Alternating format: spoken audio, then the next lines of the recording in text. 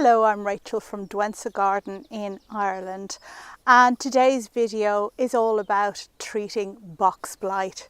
Now, if you saw my last garden tour video, you'll recall that I found a lot of box blight on this circular hedge here around the cherry blossom tree, and also on my cloud pruned area, which is over there. Now, it was an extremely wet autumn, followed by a cold winter and again a very wet spring.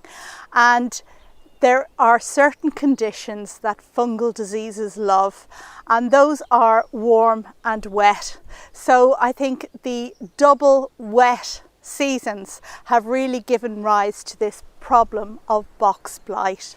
Now, I have had box blight before and I treated it successfully, and it went away for several years, maybe 5 years, but it's back again and I need to address this.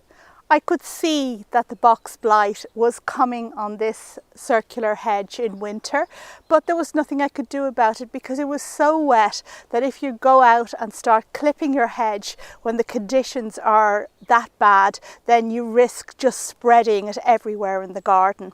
So I watched it and not able to do a lot. I watched in horror as it spread over to the box balls over there, and in fact on this side of the box balls is where the box blight is located, as opposed to the other side, so obviously it's kind of blown across there.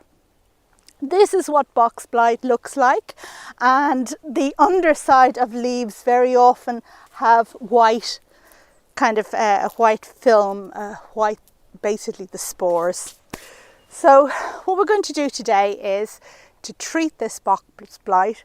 We're going to cut back the hedging by about a half, quite brutal, and collect all the clippings, dispose of them not on the compost, and then apply a fertilizer, one that I used the last time and seemed to have worked particularly well.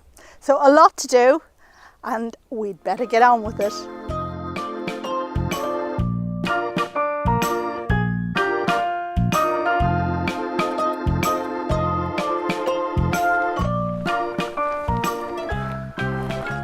I'm going to start clipping here on the good side. Now, as you clip, you release the spores, the fungal spores, and they are likely to spread. Also, they coat the tools that you're using. So by starting here on the good side, where there aren't so many visible spores, I don't risk from spreading from the bad side to the good side. And what I'm going to do is to put down some of this tarpaulin here, just to catch as many clippings as I possibly can, because we need to remove all of those clippings from the ground to avoid reinfection.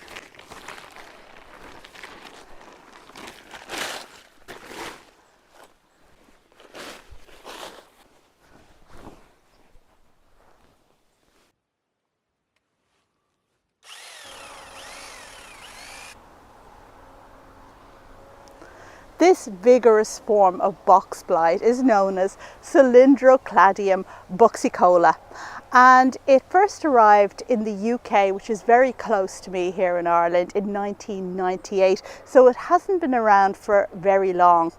But it can be a death sentence to your box topiary in the garden. So as soon as you see the first signs of it, it's important to treat.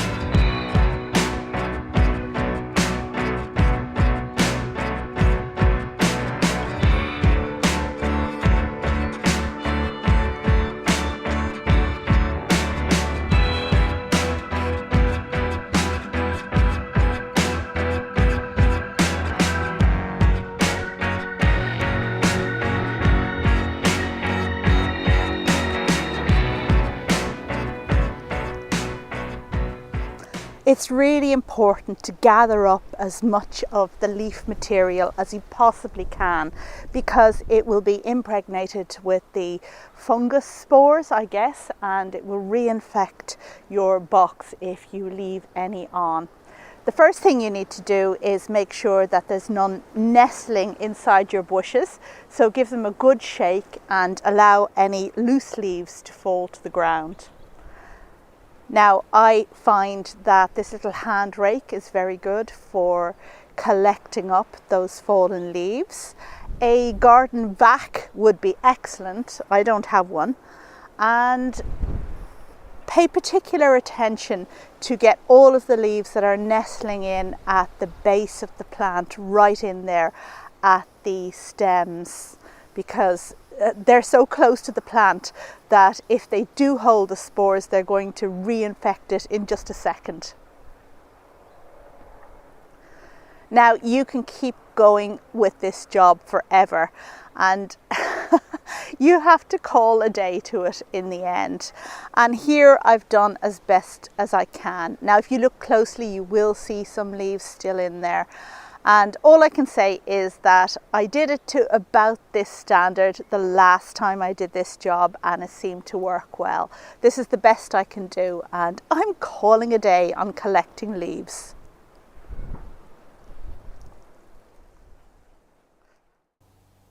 So now we're halfway through the cutting back, and I'm not going to lie to you, this isn't a nice job. So I was kind of relieved when my son came to me and asked me if I could drop his friend home. That meant that the job got left to my husband Norman. No better man for it.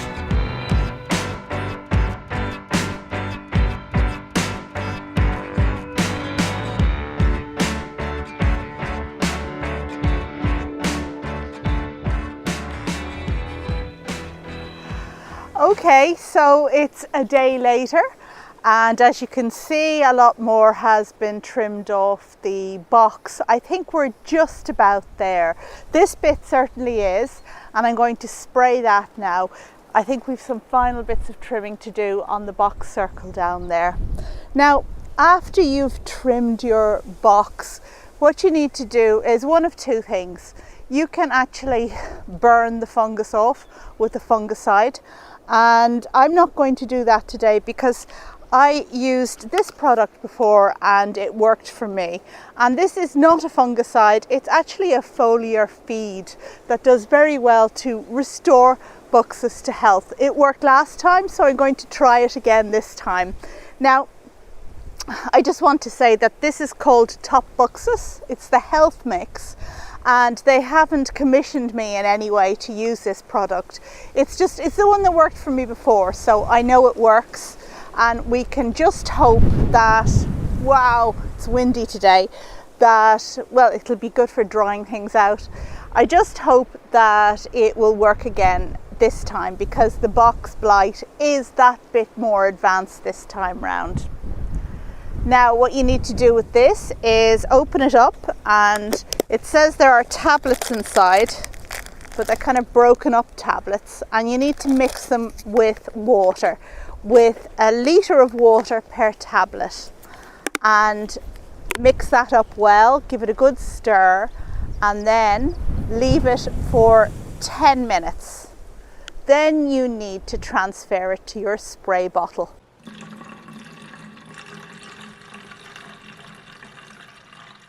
And here's my spray bottle, which I'm now going to use to spray all of the leaves on these box bowls here.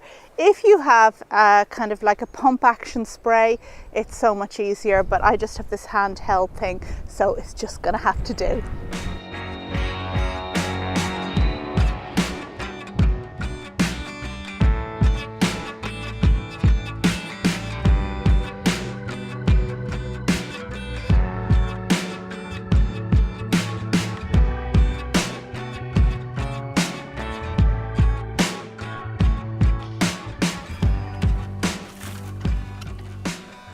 Now, you may be thinking that this looks really, really brutal, and it is. But I want to get rid of this box blight, and if I do manage to get rid of it, then the bushes will regrow with fresh new growth, and hopefully it will be box blight free. Without a garden back, you need to reach into the centre of the bushes to pick out those cut branches, and oh my goodness, it's so scratchy in there. And then finally, don't forget to disinfect all of the tools that you used for the job. You can use a weak solution of bleach which you spray onto the blades. And dispose of any gloves and wash your hands really carefully. And that brings me to the end of this video about clearing box blight from my box hedging. Well, hopefully clearing box blight from my hedging. You can never say for sure that it's going to be successful, but I'm hopeful, and I think I've done quite a radical job on the circle around the cherry tree where it was at its worst. So I'll be quietly optimistic that this has done the trick. If you want to see a follow-up video, then, well, I mean, look out for it coming on the channel. Thanks as always for watching. I hope you don't have box blight, and if you do, I hope it's a mild dose, and I hope this video will help you to overcome it. Thanks as always for watching, and I will see you on the next video. Bye.